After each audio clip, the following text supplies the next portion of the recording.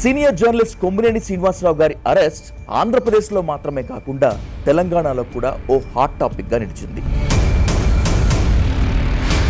ఆంధ్రప్రదేశ్లో ఇప్పుడు hot topic sir. TDP జర్నలిస్టులు, వైసీపీ జర్నలిస్టులు అని రెండు శిబిరాలుగా విడిపోయారు అని చెప్పి మీడియాలో ఈ పొలిటికల్ పోలరైజేషన్ రావడానికి కారణం జర్నలిస్టులు కాదు, దీనికి కారణం యజమానులు.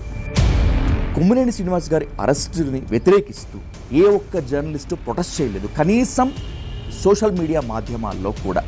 కొమ్మినేని శ్రీనివాసరావు గారి అరెస్టు ఒక పొలిటికల్ మోటివ్తో జరిగింది, సంఘం ఖండించింది. అది సమస్య ఏమిటంటే వాళ్ళు ఏ పత్రిక వేయడానికి సిద్ధంగా లేదు. అమరావతి మీద బురద జల్లే విధంగా వీళ్ళు మాట్లాడినారు, చేసినారని చెప్పి ఆయన జైలుకు పంపడం అనేది సరైంది కాదు. సో ప్రభుత్వాలు మారుతున్నా కూడా జర్నలిస్టులు, జర్నలిజంలో ఉన్నటువంటి వాళ్ళు ఇబ్బంది పడుతున్నారు. ఇది ఇలాగా కొనసాగాల్సిందేనా? రేవంత్ రెడ్డిని అసహ్యకరమైన భాషలో, ఉచ్చరించజాలని భాషలో రైతు అని చెప్పుకునే ఒక వ్యక్తి తిడితే, దుర్భాషలాడితే ముఖ్యమంత్రి. సీనియర్ జర్నలిస్ట్ కొమ్మినేని శ్రీనివాసరావు గారి అరెస్ట్ ఆంధ్రప్రదేశ్లో మాత్రమే కాకుండా తెలంగాణలో కూడా ఓ హాట్ టాపిక్గా నిలిచింది. తెలుగు రాష్ట్రాల్లో పత్రికా స్వేచ్ఛపై దాడి జరుగుతోందా, ప్రభుత్వ దమనకాండ పెరిగిపోతుందా అనేటువంటి ప్రశ్నలతో పాటు జర్నలిజం బతికి ఉందా, జర్నలిస్టులు గ్రూపులుగా విడిపోయా అనేటువంటి ప్రశ్నకు కూడా సమాధానం వెతుక్కోవాల్సినటువంటి అత్యవసర పరిస్థితి. ఆంధ్రప్రదేశ్లో అసలు ఏం జరుగుతోంది, తెలుగు రాష్ట్రాల్లో పత్రికా స్వేచ్ఛపై ఏం జరగబోతోంది అనేటువంటి దానిపై ఇన్ డీటెయిల్గా అండ్ డెప్త్గా డిస్కస్ చేద్దాం. Let's invite press academy ex chairperson, senior editor Devulapalli Amar గారు on to the daily news hot set with Vijay Sadhu. Sir నమస్కారం. సార్ నమస్తే. సార్, ఆంధ్రప్రదేశ్లో ఇప్పుడు హాట్ టాపిక్ సార్. టీడీపీ జర్నలిస్టులు, వైసీపీ జర్నలిస్టులు అని రెండు శిబిరాలుగా విడిపోయారు అని చెప్పి ఈ మధ్య అక్కడక్కడ జనసేన జర్నలిస్టులు కూడా తయారయ్యారు అని చెప్పి. Sir, do you agree with this comment? ఒకటే ఇక్కడ ఏంటంటే పొలిటికల్ పోలరైజేషన్ అనేది మీడియాలో కూడా వచ్చింది. మీడియాలో ఈ పొలిటికల్ పోలరైజేషన్ రావడానికి కారణం జర్నలిస్టులు కాదు, దీనికి కారణం యజమానులు. మీడియా యాజమాన్యాలకు ఎప్పుడైతే రాజకీయ ప్రయోజనాలు ఇదైనాయో, ఎప్పుడైతే వ్యాపార రాజకీయ ప్రయోజనాలు ఇంపార్టెంట్ అయినవో యాజమాన్యాలకు, అప్పటి నుంచి ఇది మొదలైంది. అంతకుముందు యజమానులు ఎప్పుడు కూడా, అంటే పత్రికలు మాత్రమే ఉన్న కాలం గురించి మాట్లాడుతున్నాను, వార్తాపత్రికలు మాత్రమే ఉన్న కాలంలో అయితే దాదాపుగా యజమానులు ఎప్పుడు కూడా ఎడిటోరియల్ పాలసీలో జోక్యం చేసుకునేవాళ్ళు కాదు.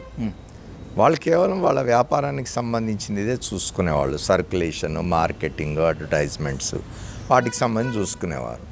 ఎడిటోరియల్ సంబంధించి పత్రికల్లో వార్తలు ఏం రాయాలా, ఒపీనియన్స్ ఏం ఉండాలి, ఇవన్నీ కూడా ఎడిటోరియల్ పాలసీ అనేది సంపాదకుడు నిర్వహించేవాడు. ఇవాళ సంపాదకుడు అనే ఒక పదవి ఎండేంజర్డ్ స్పీషీస్ అంటాం చూడండి, అంతరించిపోతున్న జీవుల్లాగా మారిపోయింది సంపాదకుడి పాత్ర. పేరుకు మాత్రం సంపాదకుడు అని ఉంటుంది తప్ప విధానం అంతా కూడా యజమాని నిర్ణయిస్తాడు. అంటే ఈ పత్రికల్లో ఎటువంటి వార్తలు రావాలా, లేదా ఈ ఛానల్లో, ఇవాళ మీడియా ఛానల్స్ వచ్చినవి, డిజిటల్ మీడియా వచ్చింది, ఎక్కడైనా సరే ప్రింట్ కానీ, ఎలక్ట్రానిక్ మీడియా కానీ, డిజిటల్ ప్లాట్ఫామ్స్ కానీ, ఎవరైతే పెట్టుబడి పెడుతున్నారో ఆ యజమానులు వాళ్ళు నిర్ణయిస్తూ ఉన్నారు ఇందులో కంటెంట్ ఏం ఉండాలి అనేది.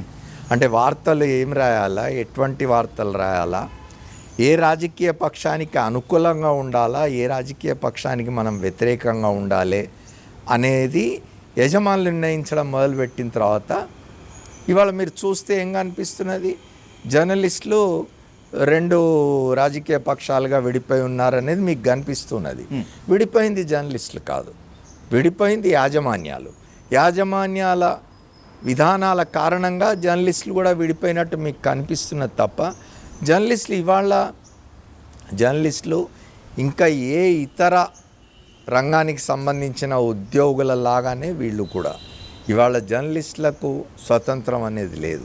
పత్రికా స్వేచ్ఛ అనేది ఇవాళ జర్నలిస్టులది కాదు. పత్రికా స్వేచ్ఛ అనేది వాళ్ళ యజమానుల స్వేచ్ఛగా మారిపోయింది. దానికి కారణంగా ఈ పరిస్థితులన్నీ మనకు కనిపిస్తున్నాయి. ఇవాళ మీరు స్పెసిఫిక్గా మీ ఇంట్రొడక్షన్లో చెప్పినారు కొమ్మినేని శ్రీనివాసరావు గారి ఉదంతం. ఏం జరిగింది? మీరు మూలాల్లోకి వెళ్ళి చూడాలి. ఇవాళ యాజ్ ఇట్ ఈస్గా జరుగుతున్న దాన్ని మాత్రమే మీరు విశ్లేషిస్తే సరిపోదు. Okay sir. ఈ పరిస్థితి ఎందుకు వచ్చింది అనేది మీరు మూలాల్లోకి పోయి చూస్తే అర్థమవుతుంది. జరిగింది ఏమిటి? 82, 83లో ఎన్టీ రామారావు గారు తెలుగుదేశం పార్టీ పెట్టిన తర్వాత మీడియాలో ఈ పొలిటికల్ ఇవి కొంత పెరుగుతూ వచ్చినవి. కాంగ్రెస్ వ్యతిరేక ఇదొకటి మీడియాలో స్పష్టంగా కనిపిస్తూ వచ్చింది. ఎందుకంటే ఎన్టీ రామారావు గారు ఆయన ఒక లెజెండ్ ఆర్టిస్ట్. ఆయన సినిమాల్లో అద్భుతమైన ఇచ్చేసి ఆయన జనాకర్షణ శక్తి ఆయన ఇది కాబట్టి ఒకటి. రెండవది కమ్యూనిటీ కొంత ఇచ్చేసింది. ఆ కారణంగా ఏమైంది? అప్పుడున్న మీడియా అంటే అప్పుడు ఓన్లీ పత్రికలే, అప్పుడు ఈ టీవీ ఛానల్స్ కూడా లేవు.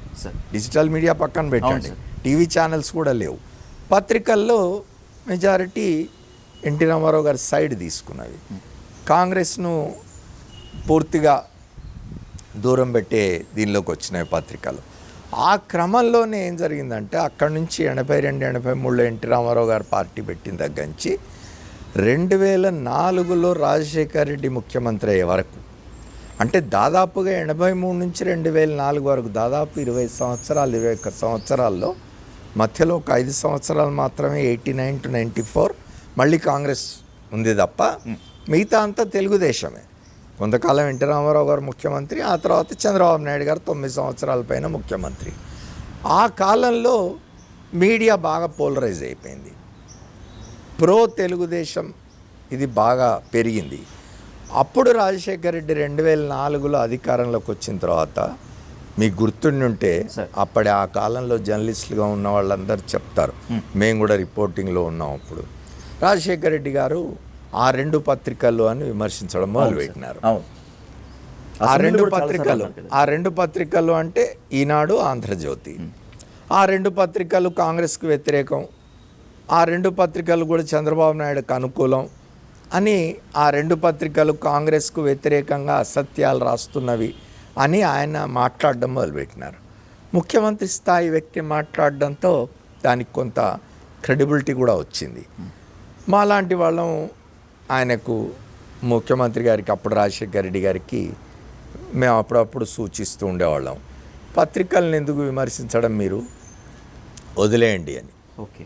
ఆయన అందుకు ఒప్పుకోలేదు. ఆయన ఏమన్నారంటే ఈ పత్రికలలో రాసే రాతల వల్ల జనం ప్రభావితం అవుతారు, ప్రభావితం కాకుండా ఉండాలంటే, వాళ్ళకి సత్యాలు తెలియాలంటే మేము మాట్లాడుతూనే ఉండాలి, మేము రాజకీయాల్లో ఉన్న వాళ్ళం మాట్లాడకపోతే ఎట్లా, రాసుకొనివ్వండి వాళ్ళని మాకు వ్యతిరేకంగా, మేము వాళ్ళు రాస్తున్న సత్యాల్ని, అర్ధసత్యాల్ని మేము ఎక్స్పోజ్ చేస్తాం, ఊరుకోమేమని బయటే కాదు ఆయన శాసనసభ వేదికగా కూడా మాట్లాడడం మొదలుపెట్టినారు. ఆ క్రమంలోనే ఆయన ఏం చేసినారంటే, కాంగ్రెస్ పార్టీకి ఒక పత్రిక లేదు, కాంగ్రెస్ పార్టీకి పత్రిక ఉండాల్సిందే ఒకటి, వీటిని తట్టుకోవాలంటే, ఇవి చేసే అసత్య అర్ధసత్య ప్రచారాల్ని కౌంటర్ చేయాలంటే ఒక మీడియా హౌస్ ఉండాల్సిందే అని ఆయన అప్పుడు ఆయన కాంగ్రెస్ ముఖ్యమంత్రి కాబట్టి కాంగ్రెస్ అనుకూలంగా ఉండడం కోసం, అనుకూలంగా ఇన్ ది సెన్స్ ఈ 2 పత్రికలు రాస్తున్న వాటిని అసత్యాల్ని అర్ధసత్యాల్ని కౌంటర్ చేయడానికి ఆయన సాక్షి గ్రూప్ని స్టార్ట్ చేసినారు. సాక్షి న్యూస్ పేపర్ కానీ, సాక్షి టీవీ ఛానల్ కానీ. మీరు ఒక్కసారి ఊహించండి, ఇవాల్టి రోజున ఆయన ఆ రోజు రాజశేఖర్ రెడ్డి ఆలోచించి సాక్షి మీడియా గ్రూప్ పెట్టకపోయింటే ఆల్టర్నేట్ వాయిస్ అనేది వినిపించేదే కాదు. ఇవాళ సాక్షి అనేది లేదు అని ఆలోచించండి మీరు. అంటే ఇవాళ చాలా టెక్నాలజీ ఇదైపోయిన తర్వాత అసలు మీడియాలో ఒక పెద్ద బూమ్ వచ్చింది, వచ్చి ఇప్పుడు డిజిటల్ మీడియా వచ్చింది, పత్రికలు చదవాల్సిన అవసరం లేదు, ఛానళ్ళు చూడాల్సిన అవసరం లేదు, మన చేతిలో ఫోన్ ఉంటే క్షణక్షణం మనకి ప్రపంచంలో ఏం జరుగుతుందో తెలిసిపోయే పరిస్థితి వచ్చింది. కానీ రాజశేఖర రెడ్డి గారు సాక్షి ప్రారంభించిన నాడు ఈ పరిస్థితి లేదు. ఇది ఆయన ఊహించుంటే ఆ సాక్షి పెట్టేవాడో లేదో తెలియదు. కానీ ఆ రోజున ఆయన ఇది భావించినాడు, ఏంటంటే వీళ్ళని కౌంటర్ చేయాలంటే ఒక మీడియా హౌస్ ఉండాలి. ఆ మీడియా హౌస్ పెట్టిన తర్వాత ఏమైందిగా క్లియర్గా 2 వర్గాలుగా మీడియా కూడా విడిపోయింది. ఈ 2 పత్రికలు, వాటి వెనకాల వచ్చిన ఛానళ్ళు, ఇంకా కొన్ని ఛానళ్ళు, ఇవన్నీ కూడా ఒక పొలిటికల్ గ్రూప్గా తయారవుతే సాక్షి ఒక పొలిటికల్ గ్రూప్గా ఆ పొలిటికల్ గ్రూప్కు అనుకూలంగా ఉండాల్సిన పరిస్థితి వచ్చింది.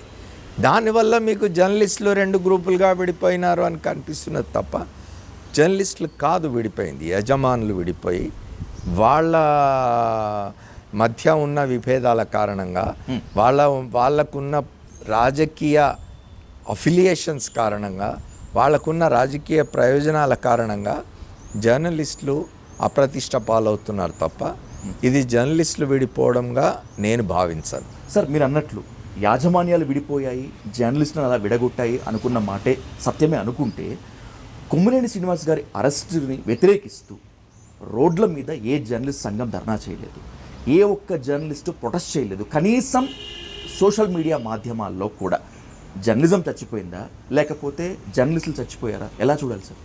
ఒక్కటి చెప్పండి నాకు ఇవాళ. అంటే మీరు జర్నలిస్ట్ సంఘాలని నిందించి కూడా ప్రయోజనం లేదు సార్. జర్నలిస్ట్ సంఘాలు ప్రధానంగా ఇవాళ నేను ఒక సంఘంతో పనిచేస్తున్నాను. నేను ఒక ప్రధాన సంఘానికి జాతీయ స్థాయిలో అధ్యక్షుడిగా కూడా పనిచేసినాను. నేను ప్రధాన కార్యదర్శిగా కూడా పనిచేసినాను. రాష్ట్ర స్థాయిలో అధ్యక్షుడిగా పనిచేసినాను నేను. ఆ సంఘంతో ఉన్న ఆ సంఘమే కాకుండా ఇంకా కొన్ని సంఘాలు ఉండవచ్చు. ఆ సంఘానికి రాజకీయాలు లేవు. ఆ సంఘం ఎవరు అధికారంలో ఉన్నా, ఎవరు ప్రతిపక్షంలో ఉన్నా, ఆ సంఘం ఒక రాజకీయ పక్షానికి కొమ్ముగాసే ఆలోచనతో ఎప్పుడు ఉండదు. కానీ వాళ్ళు ఇక్కడ ఏం జరుగుతున్నదంటే ఒక పొలిటికల్ కలర్ ఇచ్చిన తర్వాత కొమ్మినేని శ్రీనివాసరావు గారి అరెస్ట్ ఒక పొలిటికల్ మోటివ్తో జరిగింది. అరెస్ట్ చేయడం ఒక పొలిటికల్ మోటివ్. ఆయన అరెస్ట్ కావడానికి దారితీసిన పరిస్థితులు కూడా ఆయన పనిచేస్తున్న మీడియా హౌస్ కారణంగా, ఆయనకు కూడా కొంతమంది పాలిటిక్స్ ఆపాదించిన కారణంగా ఇవాళ సంఘాలు పెద్దగా బయటికి రావడం లేదు. అయితే కొమ్మినేని గారి అరెస్టును కానీ, ఆయన మీద పెట్టిన కేసు కానీ, ఆ సందర్భంగా సాక్షి మీడియా హౌస్ సంబంధించిన వివిధ జిల్లాల్లోని ఆఫీసుల మీద జరిగిన దాడుల్ని కానీ సంఘం ఖండించింది. అది సమస్య ఏమిటంటే వాళ్ళు ఏ పత్రిక వేయడానికి సిద్ధంగా లేవు. సంఘం ఖండించిన మాట వాస్తవం. ఇవాళ కొమ్మినేని శ్రీనివాసరావు గారి అరెస్టును సమర్థించే మీడియాలు ఆ సంఘం ఖండించిన దాన్ని వేయవు. ఒక సాక్షి మీడియాలో వచ్చింటే అది ఎక్కడో ఉంటుంది, ఎవరు సరిగా చూసి ఉండరు. ఇవాళ ఒక దైన్యమైన పరిస్థితి, దీనమైన పరిస్థితి ఏమిటి అంటే ఇదొక్కటే కాదు, చాలా అంశాలు. ఇవాళ జర్నలిస్టుల పని పరిస్థితులు ఎట్లా ఉన్నాయి, జర్నలిస్టుల జీవన స్థితిగతులు ఎట్లా ఉన్నాయి, వాళ్ళ వేతనాల పరిస్థితి ఏమిటి, వాళ్ళ ఉద్యోగ భద్రత పరిస్థితి ఏమిటి, వాళ్ళ మీద జరుగుతున్న దాడులు ఏమిటి, వాళ్ళ సేఫ్టీ విషయం ఏంటి, వీటి గురించి ఎవరైనా ఎక్కడైనా ఏ పత్రికల్లోనైనా ఏ మీడియా మాధ్యమం అది ప్రింట్ కావచ్చు, ప్రసార మాధ్యమం కావచ్చు, డిజిటల్ కావచ్చు, ఎక్కడైనా మీకు కనిపిస్తున్నదా? ఎందుకు లేదు అంటే మొత్తం మారిపోయింది పరిస్థితి. వాళ్ళ ఒక 30 సంవత్సరాల క్రితం అయితే, 20 సంవత్సరాలు 30 సంవత్సరాల క్రితం అయితే మీడియాలో ఉన్న వాళ్ళంతా కూడా ఉద్యోగ భద్రత ఉండేది, వేతనాలకు సంబంధించిన కమిషన్లు ఉండేవి, వేజ్ బోర్డులు ఉండేవి, తర్వాత ప్రెస్ కౌన్సిల్ ప్రోయాక్టివ్గా ఉండేది. ఇవాళ ప్రెస్ కౌన్సిల్ను ప్రభుత్వాలు నీరుగార్చేసినాయి. ప్రెస్ కౌన్సిల్ ఇవాళ తన రోల్ తను ప్లే, మామూలుగానే ప్రెస్ కౌన్సిల్కు పెద్ద అధికారాలు లేవు. మా అయితే ఎక్కడన్నా ఏదైనా మీడియా హౌస్ తప్పు చేస్తే, జర్నలిస్టులకు ఏదైనా నష్టం జరిగితే, తప్పుడు వార్తలు రాస్తే మందలించేందుకు కొన్ని అధికారాలు ఉండేవి. ఇవాళ అది పూర్తిగా నీరు గారిపోయి ఉన్నది ప్రెస్ కౌన్సిల్. మీకు ప్రెస్ కమిషన్ కొత్తది వేయమని అడిగినాం, అది వేయలేదు. అసలు ఇవాళ మీ ఎలక్ట్రానిక్ మీడియాలోని టెలివిజన్ ఛానళ్ళే ఏ చట్టాల కిందికి రావు. ఇవాళ మీరు చేస్తున్న ఈ డిజిటల్ మీడియా అయితే అసలు ఏ చట్టం కిందికి రాదు. ఎగ్జాక్ట్లీ. చాలా కాలంగా మనం అడుగుతున్నది ఏమిటంటే వీటన్నిటికి కూడా సంబంధించి, ఉద్యోగ భద్రతకు సంబంధించి, వేతనాలకు సంబంధించి, ఇతర పని పరిస్థితులకు సంబంధించి చట్టాలు తీసుకురండి. వర్కింగ్ జర్నలిస్ట్ యాక్ట్ ఉండేది. Working journalist and news paper employees miscellaneous act అని ఉండేది. ఇప్పుడు ఆ చట్టాన్ని రద్దు చేసేసినారు. రద్దు చేసి మొత్తం అన్నీ కలిపి ఒక లేబర్ కోడ్స్ అని ఒక 4 కోడ్స్ తీసుకొచ్చి వీటన్నిటిని అందులో వేసి, అంటే ఇతర ఏ రంగాల్లో పనిచేసే కార్మికులు ఉద్యోగులతో జర్నలిస్టులు కూడా సమానంగా తీసుకొచ్చేందుకు ప్రయత్నాలు జరుగుతున్నాయి. ఇంకా లేబర్ కోడ్స్ ఇదైనట్టు లేవు, అమల్లోకి వచ్చినట్టు లేవు. కానీ ఇది పరిస్థితి. ఇవాళ జర్నలిస్టులు స్వతంత్రంగా మాట్లాడాలి అంటే వాళ్ళు స్వతంత్రంగా వాళ్ళకు సంబంధించిన ఒక డిజిటల్ మీడియా ఏదైనా డిజిటల్ ప్లాట్ఫామ్ ఏదైనా ఒక ఛానల్, ఒక వెబ్సైటో, ఒక ఇదో పెట్టుకోవాలి, లేదా ట్విట్టర్లో మాట్లాడుకోవాలి తప్ప మనం ఇవాళ మాట్లాడుకుంటున్న మెయిన్ స్ట్రీమ్లో వ్యక్తిగతంగా స్వతంత్రంగా ఒక ఇండిపెండెంట్ అభిప్రాయం, ఒక స్వతంత్రంగా తన అభిప్రాయాన్ని స్వేచ్ఛగా చెప్పగల స్థితి వాళ్ళ దాదాపుగా మృగ్యమైంది. అక్కడక్కడ ఉండొచ్చు కొంత. కొన్ని యాజమాన్యాలు ఇవాళ నేను ఈ మాట అన్నందుకు కొన్ని యాజమాన్యాలు ఉలిక్కిపడి మళ్ళీ మీరు ఇవాళ ఈ షోను మీరు చేయగానే కింద కామెంట్స్లో నన్ను విమర్శించి, విమర్శ వరకు అయితే పర్లేదు, అసభ్య పదజాలంతో నన్ను దూషించే పరిస్థితి కూడా ఉన్నది.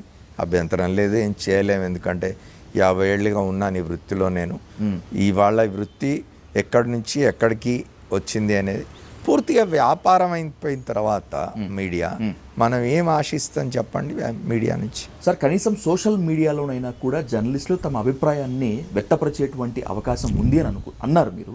నేను దాన్ని కూడా ఒప్పుకోవడానికి సిద్ధంగా లేను. ఎందుకంటే సార్, ఒక నాన్ సాక్షి జర్నలిస్ట్, ఒక నాన్ వైసీపీ సపోర్టరే అనుకుందాం సార్, కొమ్మినేని గారి అక్రమ అరెస్ట్ పైన and by the same way పత్రికా స్వేచ్ఛ పైన దాడి అంటూ తన అభిప్రాయాన్ని వాట్సాప్లో, ట్విట్టర్లో, ఫేస్బుక్లో తనకున్నటువంటి సామాజిక మాధ్యమాల్లో పోస్ట్ చేస్తే కొంతమంది శ్రేయోభిలాషుల పేరుతోటి బలవంతంగానో లేకపోతే ఇండైరెక్ట్గానో బెదిరించి దాన్ని తీయించేసినటువంటి పరిస్థితి ఉంది. దీన్ని ఎలా చూడాలి సార్? అని అంతా ఇవి ఏమంటారు, చెదురుముదురుగా ఎగ్జాంపుల్స్ ఇవి మీరు చెప్తున్నది. ఇప్పుడు నిన్న నేను పార్టిసిపేట్ చేసినాను. నిన్న కాక మొన్న మార్నింగ్ ఉదయం సోమాజిగూడ ప్రెస్ క్లబ్లో శనివారం నాడు ఉదయం జరిగిన ఒక దీనిలో మన ఒక రౌండ్ టేబుల్కి దాదాపు సీనియర్ పాత్రికేయులు అందరూ వచ్చినారు. దాదాపు 20 మంది సీనియర్ పాత్రికేయులు వచ్చినారు. వాళ్ళ అభిప్రాయాలు చెప్పినారు, చాలా స్పష్టంగా చెప్పినారు. కొమ్మినేని శ్రీనివాసరావు మీద ఇది కేసు పెట్టడం కేవలం రాజకీయ వివక్షమా, రాజకీయ ప్రేరేపితం ఇది అని కూడా చెప్పినారు. అందరూ మాట్లాడకుండా ఉండడం లేదు, మాట్లాడుతున్నారు. అయితే మాధ్యమాల్లో ఎంతవరకు వస్తున్నది అనేది తప్ప ఇవాళ మనం అనుకుంటున్న ఈ మెయిన్ స్ట్రీమ్ మీడియా ఏదైతుందో, అంటే ఇవాళ ఉన్న మెయిన్ స్ట్రీమ్ పత్రికలు, ఇంగ్లీష్ కావచ్చు, తెలుగు కావచ్చు, మెయిన్ స్ట్రీమ్ పత్రికలు కానీ, ప్రముఖంగా ఉన్న టీఆర్పీస్ బాగా ఉండే ఛానల్స్లో కానీ వస్తున్నాయంటే వీళ్ళకు అనుకూలమైన వాదన, వాళ్ళకు అనుకూలమైన వాదన మాట్లాడుకుంటూ ఉండొచ్చు. కానీ స్వతంత్రంగా తమ వాయిస్ వినిపిస్తున్న వాళ్ళు వినిపిస్తూ ఉన్నారు. అది రిపోర్ట్ అయిన కాడ రిపోర్ట్ అయింది, లేని కాడ లేదు. ఇప్పుడు నిన్న నేను చెప్తున్న శనివారం నాటి రౌండ్ టేబుల్ ఈ ఏదైతే తెలుగుదేశం లేదా తెలుగుదేశం, భారతీయ జనతా పార్టీ, జనసేన కూటమికి ఆంధ్రప్రదేశ్లో అధికారంలో ఉన్న ఆ కూటమికి అనుకూలంగా ఉన్నదో ఆ మీడియాలో రాలేదు. సాక్షి మీడియాలో మాత్రం వచ్చింది. దీన్ని బట్టి అర్థం చేసుకోవచ్చు మనం. ఇవాళ అనివార్యత అనేది ఇవాళ సాక్షి మీడియాను విమర్శించి కూడా ప్రయోజనం లేదు. మరి ఇక్కడెక్కడ రానప్పుడు సాక్షి మీడియాలోనైనా రావాలి కదా. వాళ్ళ దగ్గర జరిగిన ఒక షోలో మాట్లాడిన దానికి దాని తదనంతర పరిణామంగానే కదా కొమ్మినేని మీద కేసు పెట్టి జైల్లో పెట్టినారు. దాని మీద వాళ్ళైనా మరి రాకపోతే ఎట్లా? వాళ్ళు రాస్తున్నారు సార్. ఇప్పుడు అక్కడే అది లోన్ వాయిస్ అయిపోయింది. అది కూడా లేకుండాంటే రాజశేఖర రెడ్డి ఆ రోజు దూరదృష్టితో ముందు చూపుతో ఆయన మీడియా హౌస్ పెట్టకపోయి ఉంటే ఇవాళ ఆ రాజకీయ పక్షం పరిస్థితి ఏమిటి, ఆ రాజకీయ అభిప్రాయాలతో ఉన్న వాళ్ళ పరిస్థితి ఏమిటి? సార్, గ్రౌండ్ రిపోర్ట్లో ప్రజల్ని కలుసుకుంటున్నప్పుడు, సామాన్యుల ఆలోచనలు పంచుకుంటున్నప్పుడు మీడియా మీద వాళ్ళకు వ్యతిరేకత పెరిగినటువంటి అంశాల్లో, మీడియా మీద అసహ్యాన్ని పుట్టిస్తున్నటువంటి అంశాల్లో అత్యంత ప్రధానమైనదిగా నేను భావించేది మీడియా ట్రయల్. దోషి ఎవరు నిర్దోషి ఎవరు అని నిర్ణయించాల్సిందే న్యాయస్థానాలు ఉన్నప్పుడు వీళ్ళు ప్రైమ్ డిబేట్స్లో డిస్కషన్స్ పెట్టేసి మీడియా ట్రయల్స్ చేస్తున్నారు అంటే స్వీయ పరిమితులు పెట్టుకోవాల్సినటువంటి మీడియా ఎందుకు హద్దులు దాటుతోంది? లేకపోతే మీలాంటి పెద్ద పెద్ద జర్నలిస్ట్ సంఘాలు చెప్తున్నప్పటికీ కూడా యాజమాన్యాలకు తలొగ్గి వీళ్ళలా చేస్తున్నారా? ఎక్కడ ఉంది సార్ తప్పు? మళ్ళీ అదే అక్కడికే వస్తుంది. యాజమాన్యాలు వాళ్ళ వ్యాపార ప్రయోజనాలు, వాళ్ళ వార్తాపత్రికలనే అంటే వాళ్ళ సర్క్యులేషన్లు పెంచుకోవాలి, వాళ్ళ అడ్వర్టైజ్మెంట్ రెవెన్యూస్ పెంచుకోవాలి, వాళ్ళ వ్యాపార ప్రయోజనాలు ముఖ్యం. టీవీ ఛానళ్ళు ఉన్నవంటే వాళ్ళ టీఆర్పీ రేటింగ్స్ ముఖ్యం. వాళ్ళకు డిజిటల్ మీడియా వచ్చిందంటే వ్యూవర్షిప్ కావాలా, సబ్స్క్రైబర్స్ కావాలా, లేకపోతే రెవెన్యూస్ రావు. ఇవన్నీ కూడా పనిచేస్తున్నాయి. పనిచేసి సెన్సేషనలైజ్ చేయడానికి ప్రయత్నాలు ఎక్కువ జరుగుతున్నాయి. ఇప్పుడు గతంలో పత్రికలు మాత్రమే ఉన్న కాలంలో 1-2 సార్లు ఏదైనా వార్తను ధృవీకరించుకుంటే తప్ప రాసేవాళ్ళం కాదు. ఆ రాసిన వార్తను కూడా అది ఎంతవరకు వాస్తవం, ఎంతవరకు కాదు, ఆ వార్త నిజంగా మనం ప్రచురించవచ్చా లేదా, రేపు దాని పరిణామాలు ఎట్లా ఉంటాయి అనేది ఆలోచించి ఎక్కడ ఏ పేజీలో పెట్టాలి, దానికి ఎటువంటి ట్రీట్మెంట్ ఇవ్వాలని నిర్ణయించే పెద్దలు ఉండేవాళ్ళు. గేట్ కీపింగ్ ఫంక్షన్ అంటాం దాన్ని మనం. ఇవాళ గేట్ కీపింగ్ ఫంక్షన్ అనేది లేకుండా పోయింది.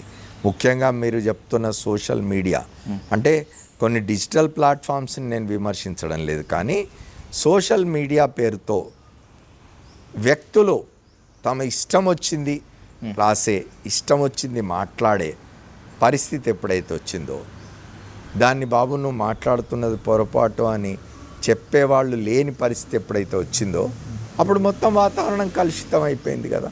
ఇక్కడ మీరు చూడండి, ఇప్పుడు నేను ఇందులోనే మాట్లాడుతూ ఉన్నాను. మీరు దీన్ని ఎయిర్ చేసిన తర్వాత, మీరు దీన్ని పబ్లిష్ చేసిన తర్వాత వచ్చే కామెంట్స్లో చాలా అసభ్యకరమైన భాష కూడా వాడతారు. ఏం చేయగలం దాని మీద? ఇప్పుడు సైబర్ క్రైమ్స్ కంప్లైంట్ చేస్తే కొన్ని లక్షల కంప్లైంట్లు వస్తూ ఉన్నాయి. వాళ్ళు మాత్రం ఏం చేయగలరు? దీన్ని ఎక్కడ అరికట్టాలి? దీనికి చట్టం రావాలి, లేదా దీన్ని నియంత్రించేందుకు ఏమైనా కొన్ని ఏర్పాట్లు జరగాలి అనగానే మళ్ళీ మనకు పత్రికా స్వేచ్ఛ అనేది వస్తుంది, వాక్ స్వాతంత్రం అనేది వస్తుంది, భావ ప్రకటన స్వేచ్ఛ అనేది వస్తుంది. తప్పనిసరిగా ప్రతి వాళ్లకు వాళ్ళ వాక్ స్వాతంత్రం అనేది తప్పనిసరిగా ఉన్నది. భావ ప్రకటన స్వేచ్ఛ అనేది ప్రతి మనిషికి ఉంటుంది. కానీ దానికి కూడా పరిమితులు ఉంటవి. అవతలి వ్యక్తులు కానీ అవతలి వ్యవస్థల్ని కానీ మీరు అప్రతిష్ట పాలు చేసే విధంగా, వాళ్ళ వ్యక్తిగత ప్రతిష్ట దెబ్బతినే విధంగా, క్యారెక్టర్ అసాసినేట్ చేసే విధంగా మాట్లాడకూడదు. మీరు గౌరవప్రదమైన భాషలో విమర్శించండి. ఇవాళ నేను ఈ కొమ్మినేని శ్రీనివాసరావు గారి అరెస్ట్ విషయంలో కూడా నేను అంటున్నది అదే. ఆ కొమ్మినేని శ్రీనివాసరావు గారి షోలో వచ్చిన జర్నలిస్టు మాట్లాడిన ఆ మాట నేను మాట్లాడను, సంస్కారం ఉన్నది నాకు. కానీ అమరావతికి దాన్ని లింక్ చేసి మాట్లాడడం, లేదా ఆ షోలో ఆయన ఏదో మాట్లాడితే మొత్తంగా అమరావతికి వ్యతిరేకంగా వీళ్ళు అమరావతిని అప్రతిష్ట పాలు చేసే విధంగా, అమరావతి మీద బురద జల్లే విధంగా వీళ్ళు మాట్లాడినారు, చేసినారని చెప్పి కేసులు పెట్టడం, కేసులు పెట్టించడం, ఆయన జైలుకు పంపడం అనేది సరైనది కాదు. అమరావతి పట్ల వ్యతిరేకత ఉంటుంది చాలామందికి, చాలామంది మాట్లాడుతున్నారు. ఇటీవలి కాలం వరకు లేదా గతంలో తెలుగుదేశం పార్టీతో ఉన్న, తెలుగుదేశం పార్టీలో మంత్రిగా పనిచేసిన చాలా సీనియర్ రాజకీయ నాయకుడు వడ్డే శోభనాధీశ్వరరావు గారు మాట్లాడుతున్నారు బయటకు వచ్చి. అమరావతి విషయంలో, అమరావతి కోసం పూల్ చేసిన ల్యాండ్ విషయంలో, మళ్ళీ అదనంగా ఇప్పుడు పూల్ చేద్దాం అనుకుంటున్న ల్యాండ్ విషయంలో ఆయన తన అభ్యంతరాలు వ్యక్తం చేసినాడు. అట్లాంటి అభ్యంతరాలు చాలామందికి ఉంటవి. ప్రజాస్వామ్యంలో రెండో అభిప్రాయం ఉండకూడదు, భిన్న అభిప్రాయం ఉండకూడదు అని అనుకోవడం చాలా పొరపాటు. అభిప్రాయాలు ఉంటవి, మీరు ఆ అభిప్రాయంతో ఏకీభవించకపోవచ్చు, కానీ అవతలి వ్యక్తికి ఆ అభిప్రాయం ఉండే అధికారాన్ని, హక్కును మీరు గౌరవించాలి. మీరు దాన్ని విభేదించండి, తప్పు అనండి. అమరావతిలో రాజధానిని వ్యతిరేకించడం తప్పు అని మీరు మాట్లాడండి. ఎట్లా అది కరెక్టో మీరు చెప్పండి, ఎందుకు అది అవసరమో మీరు చెప్పండి, దానివల్ల రాష్ట్ర ప్రజలకు ఎటువంటి ప్రయోజనాలు అనకూడబోతున్నాయో చెప్పండి, మీరు అభ్యంతరం లేదు.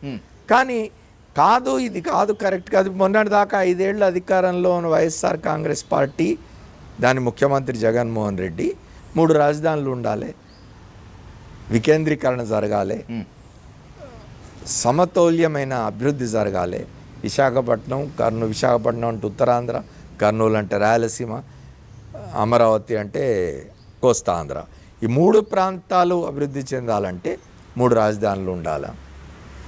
విశాఖపట్నం పరిపాలనా రాజధాని అవుతుంది, అమరావతి శాసన రాజధాని అవుతుంది, కర్నూలు న్యాయ రాజధాని అవుతుంది. ఆ మార్గంలో మేము ప్రయాణిస్తాం, పనిచేస్తాం అని వాళ్ళు అన్నారు. మీకు అభ్యంతరం ఉండొచ్చు, మీకు ఇష్టం లేకపోవచ్చు. ఒక దగ్గర మాత్రమే రాజధాని రావాలి, దానివల్లనే అభివృద్ధి సాధ్యమని మీరు భావిస్తూ ఉండవచ్చు, అభ్యంతరం లేదు. కానీ వాళ్ళకి అభిప్రాయం ఉండడాన్ని మీరు ఎట్లా కాదంటారు, ఉండకూడదని మీరు ఎట్లా అంటారు? వాళ్ళ అభిప్రాయం కరెక్టా కాదా భవిష్యత్తులో తేలుతుంది, ఆచరణలో తేలుతుంది. కానీ అభిప్రాయం ఉండకూడదు అనొద్దు కదా, అభిప్రాయం కలిగి ఉండడాన్ని ఎవరు కాదనకూడదు.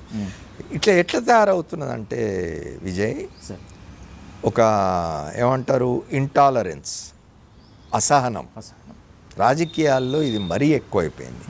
ఈ అసహనం పెరిగిపోయి రాజకీయాల్లో దీనికి కారణంగా నేను చెప్పేదాన్నితో విభేదించే ప్రతివాడు నా శత్రువే అన్న ధోరణి.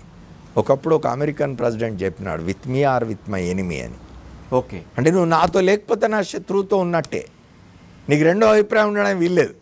ఇప్పుడు మీ ఇద్దరు శత్రువులు కొట్టుకుంటున్నారు, మధ్యలో నేనున్నాను, నాకు 3వ అభిప్రాయం ఉన్నది. మీ ఇద్దరు అభిప్రాయాలతోనే ఏకీభవించకపోవచ్చు, నాకు 3వ అభిప్రాయం ఉండొచ్చు. అట్లా ఉండడానికి వీల్లేదు అంటున్నాడు. అయితే నాతో అయినా ఉండు, లేకపోతే శత్రువుతో ఉండు. ఇది దుర్మార్గం కదా. Exactly sir. 3వ అభిప్రాయం ఉన్నవాడిని ఏం చేస్తున్నావు, నువ్వు నీ శత్రువు వైపు నెట్టుతున్నావు. నువ్వు చేయాల్సిన పని ఏమిటంటే 3వ అభిప్రాయం ఉన్నవాడిని కూర్చోబెట్టి కన్విన్స్ చేసి నీ దారికి తెచ్చుకునే ప్రయత్నం చేయాలి ఎవరైనా. అట్లా కాకుండా నువ్వు నాతో విభేదిస్తున్నావు కాబట్టి నువ్వు అవతల వాడితో ఉన్నావు అని అవతలికి నెట్టుతున్నావు, దానివల్ల నీకే నష్టం జరుగుతుంది. సార్, ఈరోజు కూటమి సర్కార్ అధికారంలో ఉంది కాబట్టి కొమ్మినేని శ్రీనివాస్ గారిని అరెస్ట్ చేశారు. రేపు మరికొంతమంది అరెస్ట్ చేసే ఛాన్స్ ఉంది. రేపు మళ్ళీ వైసీపీ అధికారంలోకి వస్తే కూటమికి అనుకూలంగా వ్యవహరించినటువంటి వాళ్ళని అరెస్ట్ చేసే ఉంది. సో ప్రభుత్వాలు మారుతున్నా కూడా జర్నలిజంలో ఉన్నటువంటి వాళ్ళు ఇబ్బంది పడుతున్నారు. ఇది ఇలాగా కొనసాగాల్సిందేనా?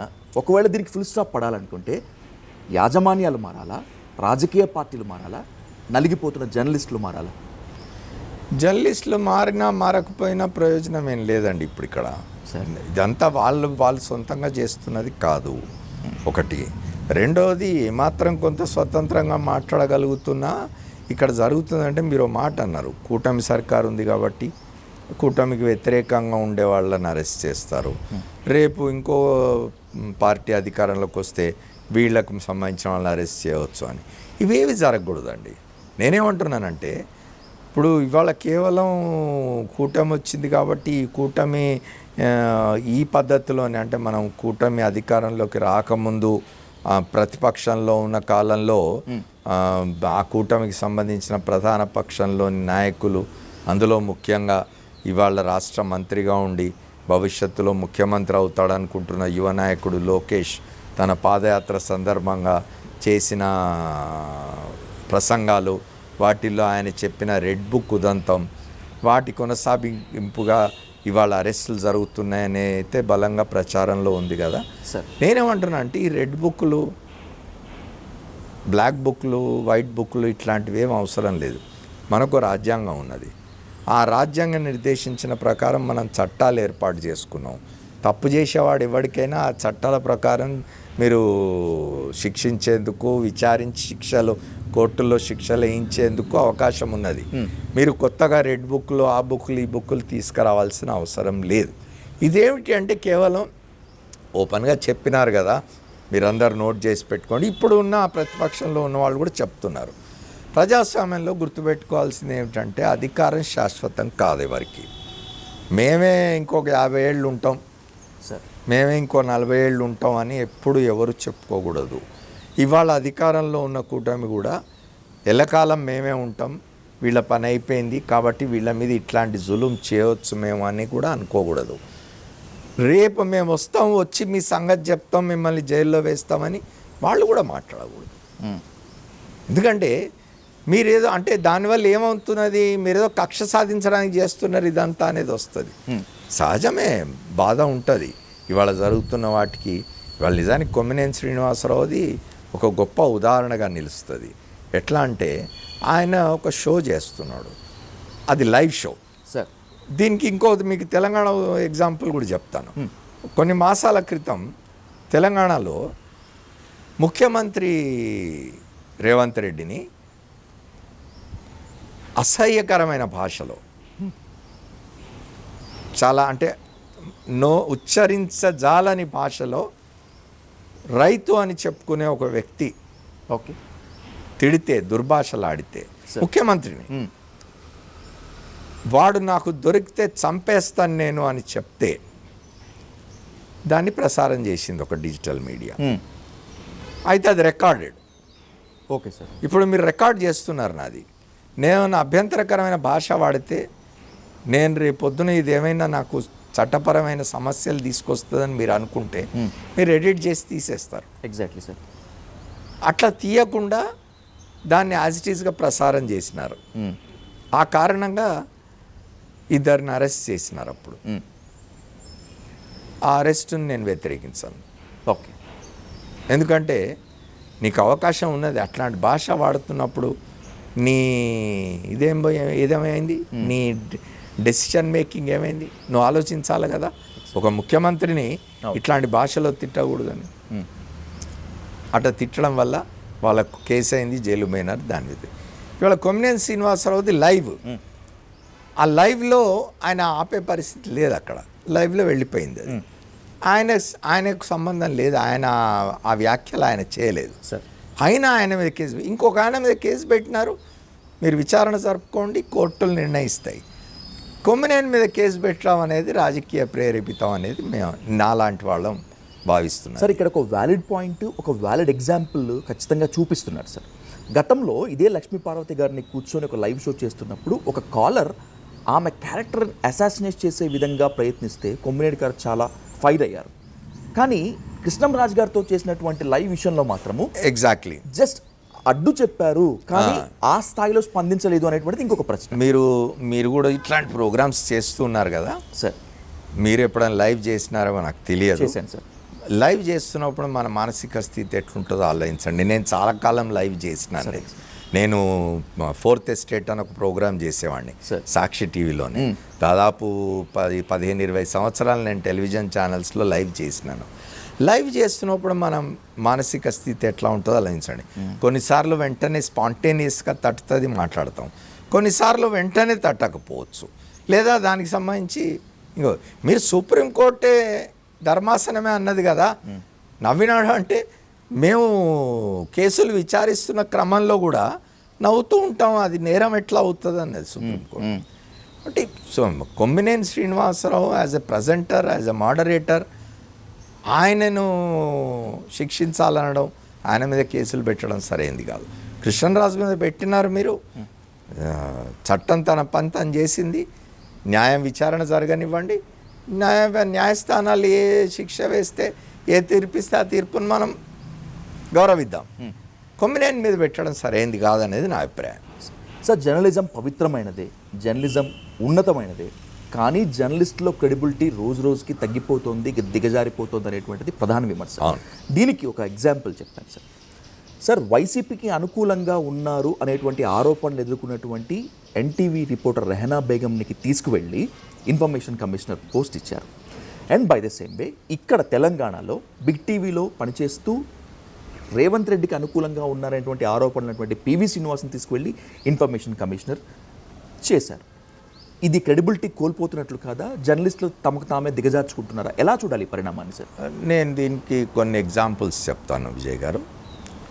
మీరు కాంగ్రెస్ పార్టీ అధికారంలో ఉన్నది గతంలో కూడా. సార్ కాంగ్రెస్ పార్టీ అధికారంలో ఉన్నప్పుడు కొన్ని నియామకాలు చేసింది, అందులో కొంతమంది జర్నలిస్టులను నియమించింది. తర్వాత తెలుగుదేశం పార్టీ అధికారంలోకి వచ్చింది. తెలుగుదేశం పార్టీ అధికారంలో ఉన్నప్పుడు కొంతమంది జర్నలిస్టులను నియమించింది. ఆ తర్వాత ఆంధ్రాలో వైఎస్ఆర్ కాంగ్రెస్ పార్టీ అధికారంలోకి వచ్చింది. కొంతమంది జర్నలిస్టులు నియమించబడ్డారు. నేను కూడా ఒకడిని అందులో సలహాదారుగా నన్ను వేసుకున్నారు. ఆ తర్వాత మళ్ళీ ఇప్పుడు కూటమి ప్రభుత్వం వచ్చింది. కూటమి ప్రభుత్వంలో కూడా ఇవాళ ప్రెస్ అకాడమీ చైర్మన్గా ఉన్న వ్యక్తి అమరావతికి అనుకూలంగా ఒక పుస్తకమే రాసినాడు. ఆయన చేసి ఆయన సొంతంగా పెట్టుకున్న డిజిటల్ ప్లాట్ఫామ్లో ఆయన వైఎస్ఆర్ కాంగ్రెస్ పార్టీ, ఆ పార్టీ ప్రభుత్వం పట్ల తన వ్యతిరేకతనంతా ఎక్స్ప్రెస్ చేసేవాడు. అట్లా చూడకూడదు ఎప్పుడు కూడా. వీళ్ళని వేస్తున్నప్పుడు ఆ పర్టికులర్ పదవికి వీళ్ళు తగుదురా లేదా అనేది చూడాలి తప్ప, వీళ్ళు జర్నలిస్టులు వీళ్ళకి అనుకూలంగా ఉన్నారు కాబట్టి వేసినారంటే డెఫినెట్గా ఉంటుంది. వ్యతిరేకంగా మాట్లాడే వాళ్ళను, లేకపోతే వ్యతిరేకంగా ప్రభుత్వానికి వ్యతిరేకంగా ఇవాళ కూటమి ప్రభుత్వానికి వ్యతిరేకంగా ఉన్న వాళ్ళని తీసుకెళ్ళి కూటమి ప్రభుత్వం ఏదైనా పదవులు ఇస్తుందా? అధికారంలో పెట్టి ఏదైనా పదవులు ఇచ్చేస్తుందా? చేయదు కదా. ఏ రాజకీయ పక్షం అధికారంలో ఉంటే ఆ రాజకీయ పక్షం తనకు స్నేహితులుగా ఉన్న వాళ్ళకి పదవులు ఇవ్వచ్చు. అంత మాత్రం చేతనే క్రెడిబిలిటీ పోతుంది జర్నలిస్టులది అని అంటే పొరపాటు. నేను అది నమ్మను. నేను క్రెడిబిలిటీ పోవడానికి వేరే కారణాలు ఉంటాయి. క్రెడిబిలిటీ పోవడానికి ఇతరమైనవి పనిచేస్తాయి తప్ప కేవలం పదవిలో ఉన్నందుకు అట్లా అంటే మన దగ్గర చాలామంది పెద్దల పదవుల్లో ఉన్నారు. గతంలో పొత్తూరు వెంకటేశ్వరరావు గారు లాంటి వాళ్ళు అకాడమీ చైర్మన్గా ఉన్నారు. దీక్షితులు లాంటి వాళ్ళు అకాడమీ చైర్మన్గా ఉన్నారు. ఐ వెంకటరావు లాంటి వాళ్ళు అకాడమీ చైర్మన్గా ఉన్నారు. ఇవాళకి తెలంగాణ మీడియా అకాడమీకి అధ్యక్షులుగా ఉన్న శ్రీనివాసరెడ్డి గారు గతంలో చంద్రబాబు నాయుడు గారి కాలంలో కూడా మీడియా అకాడమీ అధ్యక్షులుగా ఉన్నారు. నేను మీడియా అకాడమీ, ప్రెస్ అకాడమీ అధ్యక్షుడిగా పనిచేసినాను. చాలామంది పనిచేసినారు. కేవలం గవర్నమెంట్లో ఒక పదవిలో చేరగానే వాళ్ళ విశ్వసనీయత పోతుందనడం పొరపాటు. సార్ మీరు అట్లాగే రెహనా విషయమైనా ఇంకోళ్ళ విషయమైనా వస్తుంది.